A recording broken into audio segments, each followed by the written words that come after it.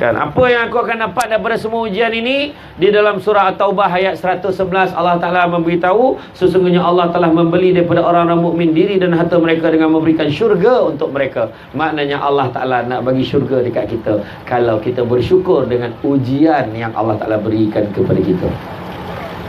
Jangan mengungut, adalah benda baik ni Allah Ta'ala nak bagi kat aku. Engkau ni gemuk lah, contoh kan.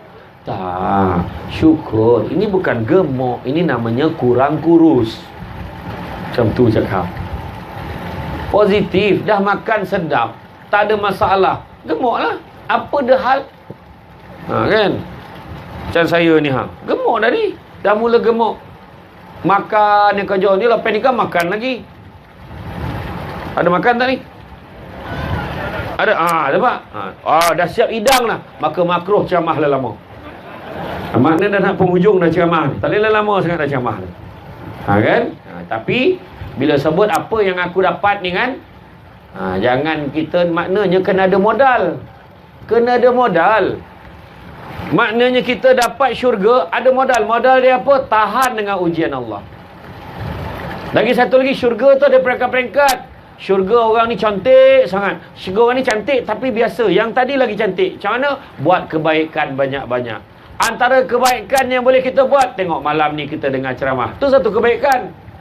Dan satu lagi kebaikan adalah pada malam ini kita ada peluang untuk sama-sama membina istana di dalam syurga, iaitu dengan cara bersedekah. Allah Ta'ala bagi tahu apa? Nabi bagi tahu kita, sesungguhnya siapa yang bersedekah membina rumah Allah, maka dijanjikan istana di dalam syurga. Jadi dengan ini saya melancarkan kutipan dana untuk tabung pembangunan surau Al-Muwafiqin.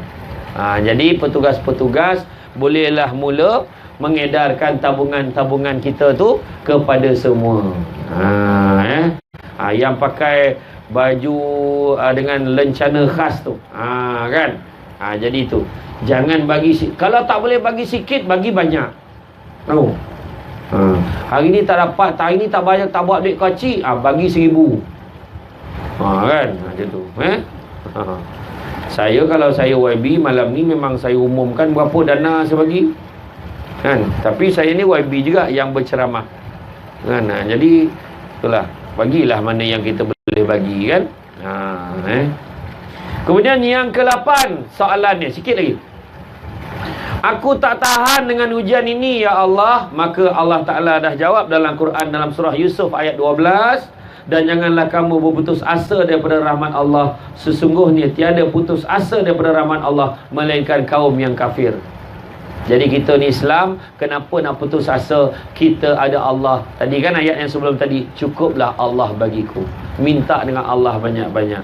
Kalau tak tahan, mengadulah kepada Allah. Dan yang ke-9 soalan yang lazim ditanya oleh orang yang diuji, kan? Sampai bilalah aku akan merana begini? Maka Quran menjawab, sesungguhnya sesudah kesulitan itu ada kemudahan. Sesungguhnya sesudah kesulitan itu ada kemudahan. Surah Al-Insyirah ayat 5 hingga 6. Kan? InsyaAllah adalah kebaikan-kebaikan yang Allah Ta'ala nak bagi kat kita. Apa dijelaskan oleh Al-Quran, bahawa setiap kezuliman itu akan ada kebahagiaan. Allah Ta'ala itu maha adil dan tidak pernah menganiaya hamba-hambanya. Percayalah perkara itu. Ada benda baik Allah Ta'ala nak bagi dekat kita. Allah Ta'ala akan bagi pertolongan dan beri kemudahan. Ingatlah bahawa pertolongan Allah Ta'ala sangat dekat dengan kita tatkala kita berbaik sangka dengan Allah. Jangan kita, ni Allah Ta'ala nak balas dengan aku ni, banyak dosa aku ni. Memang itulah dia. Dah kita sangka macam tu. Ni kan nak cerita ni. Sekarang ni musim apa? Musim apa? Orang nak pergi mana? Haji kan? Nak pergi haji.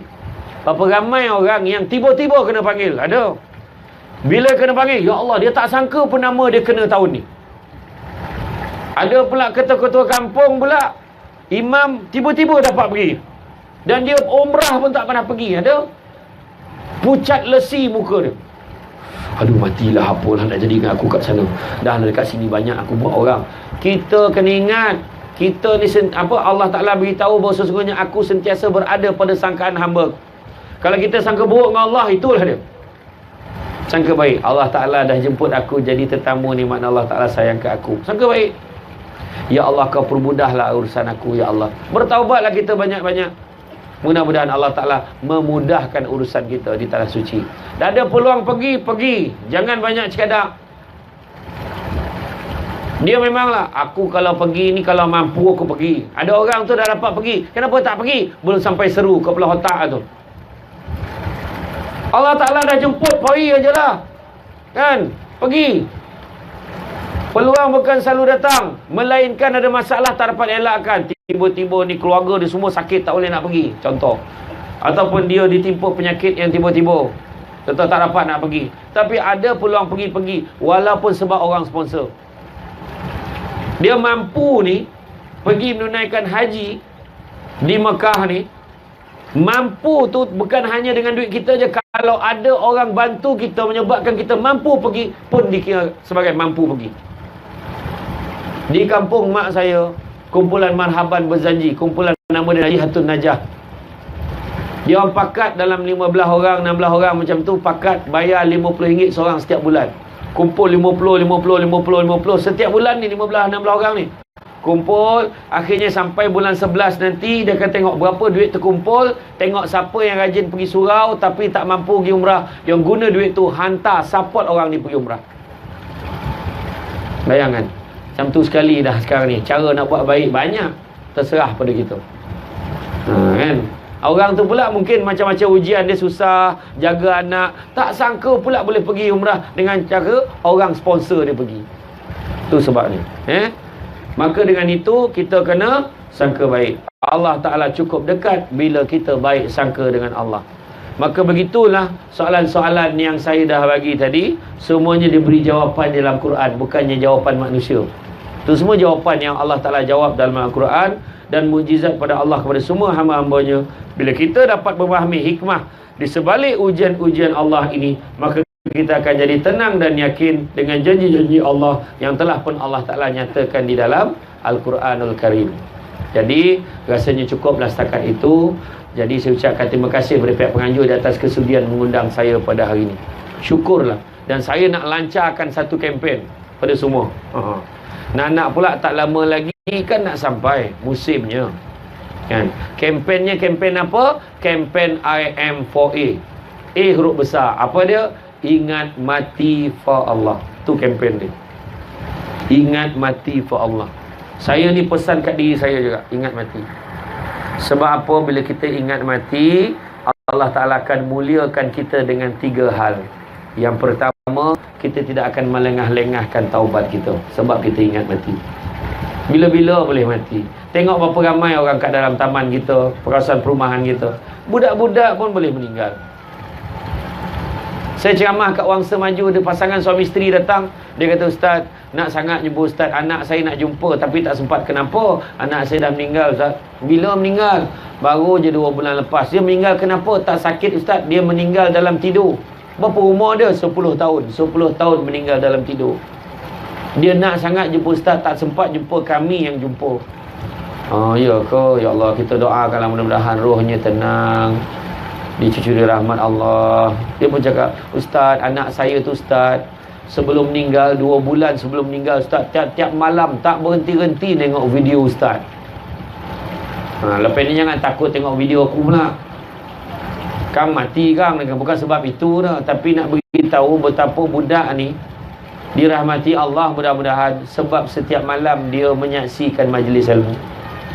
Tak semestinya ceramah saya, mungkin ceramah Ustaz Kazim pun dia tengok, ceramah Ustaz Don pun dia tengok, Ustaz-Ustaz lain, Ustaz Badli Syah semua dia tengok. Mungkin. Jadi kita ni lah, tu sebab hari-hari doa. Pertama, jangan melengah-lengahkan taubat kita, sebab kita ingat mati. Kedua, orang ingat mati, dia akan rajin beramal ibadah sebab fikir dia akan mati. Dan yang ketiga, orang yang ingat mati, dia akan mensyukuri nikmat walaupun sekecil-kecil nikmat. Jadi itu saja daripada saya. Minta maaf banyak salah silap, terkasar bahasa dan sebagainya. Sesungguhnya yang baik itu datang daripada Allah SWT. Lebih kurang itu berpunca dari kelemahan saya sebagai manusia biasa. Pokok sekayu daun selasih. Thank you, terima kasih. Assalamualaikum warahmatullahi wabarakatuh.